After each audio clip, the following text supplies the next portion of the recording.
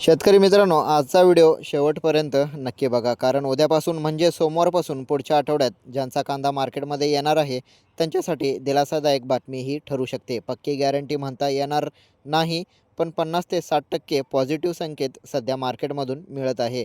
म्हणूनच आजचा हा अपडेट तुमच्यासाठी खूप महत्त्वाचा आहे. शेतकरी मित्रांनो, सध्याची परिस्थिती अशी आहे. बांगलादेशकडून बातमी आहे, आंदोलन, हिंसाचार, राजकीय तणाव, निवडणुकीची तयारी याच्यामुळं सध्याला बांगलादेश तणावात आहे. हे सगळं सुरू असतानाही भारतामधून बांगलादेशला कांदा निर्यात पूर्णपणे बंद झालेली नाही. अजून ही निर्यात चालू आहे. 25 आणि 26 तारखेला म्हणजे मागील 2 दिवसामध्ये निर्यातीशी थोडीशी थांबलेली बातमी समोर आली होती. निर्यात झाली नव्हती कारण 25ला ख्रिसमस, नाताळ आणि 26 तारीखला तिकडं साप्ताहिक सुट्टी असल्यामुळे निर्यातीची रिपोर्ट आपल्यासमोर आली नव्हती. पण शनिवारी नंतर रविवारचा ताजा रिपोर्ट समोर आला आहे. खूप महत्त्वाची माहिती आहे. शनिवार रविवारी या 2 दिवसात 34 ते 48 गाड्या कांदा निर्यातीला झालेला आहे. म्हणजे शेतकरी मित्रांनो, गती मंद आहे पण निर्यात सुरू आहे आणि हेच सध्या शेतकऱ्यांसाठी मोठं दिलासादायक बातमी असं आहे समजावं लागेल. कारण निर्यात बंद झाली असती तर महाराष्ट्रातील सर्वच मार्केटमध्ये भावावर जबरदस्त दबाव आला असता.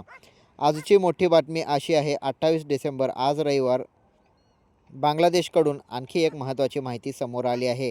बांगलादेश सरकार पुन्हा नव्याने LC लेटर ऑफ क्रेडिट काढण्याच्या तयारीमध्ये आहे. म्हणजेच IP इनपुट परमिशन देण्याच्या तयारीत आहे. हे परवाने काढण्याच्या मागचं कारण अजून समजून घेऊया आपण. बांगलादेश LC काढतोय तर त्याच्या मागचं काही कारणे आहेत. बांगलादेशमध्ये लवकरच निवडणुका आहेत. किरकोळ मार्केटमध्ये कांद्याच्या दर नियंत्रण ठेवण्याच्या तयारीत चालू आहे. लोकांमध्ये असंतोष वाढू नये यासाठी सर्वात जास्त महत्त्वाचं म्हणजे तिथला कांदा बाजारभाव हा स्वस्त करून देण्याचा त्यांचा हेतू आहे. म्हणूनच बांगलादेश पुन्हा आयात वाढवण्याचा विचार करत आहे.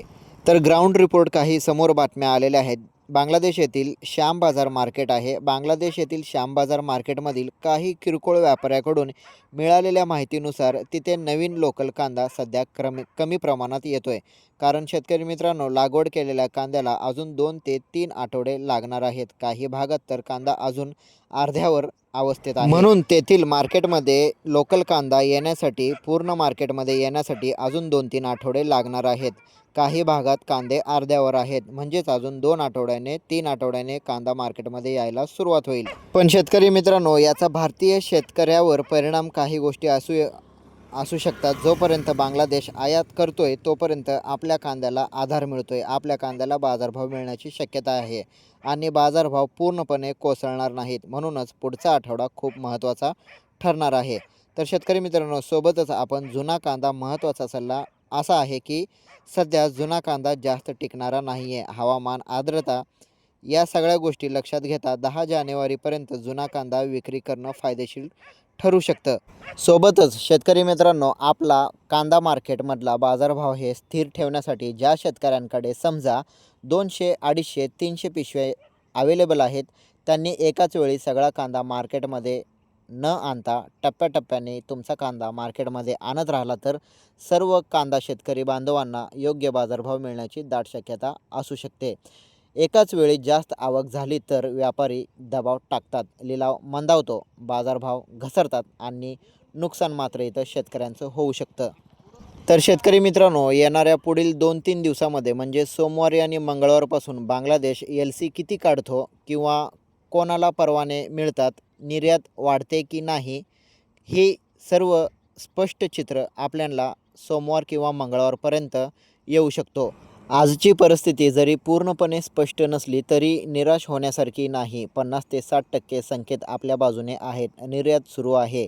बांगलादेश पुन्हा आयातीच्या तयारीमध्ये आहे. थोडा संयम ठेवणं, नियोजन करणं आणि एक तर शेतकरी मित्रांनो, नेटवर्कचा इश्यू होता त्याच्यामुळं बहुतेक आवाज कटला असेल. कोणाकोणाला आवाज मध्येच कटला त्यांनी मला एकदा कमेंट करा. आणि शेतकरी मित्रांनो, कालपर्यंत शनिवारपर्यंत आपल्याला जो बाजारभाव म्हणजे मागील 2 दिवसापेक्षा आपल्याला शनिवारी बाजारभाव हे आपल्याला एक नंबर क्वालिटीचा सुपर गोळा कांद्याला आपल्याला 25 रुपयापासून 30 रुपयापर्यंत बाजारभाव दिसून आलेला होता. त्यासोबतच जो सरासरी बाजारभाव आपल्याला 20 रुपयापासून 22 रुपयापर्यंत दिसले होते आणि त्याच्यापेक्षा लहान म्हणजे गोल्टी आणि मीडियम गोल्टी या कांद्याला आपल्याला 18 रुपये, 19 रुपये, 20 रुपये असा बाजारभाव दिसून आला होता. तर शेतकरी मित्रांनो, व्हिडिओ कसा वाटला मला नक्की कमेंट करा आणि याच्यावर अजून विश्लेषण माहिती अजून हवी आहे का ते सुद्धा एकदा कमेंट करा. भेटू उद्या लाईव्ह व्हिडिओमध्ये. तोपर्यंत जय जवान जय किसान.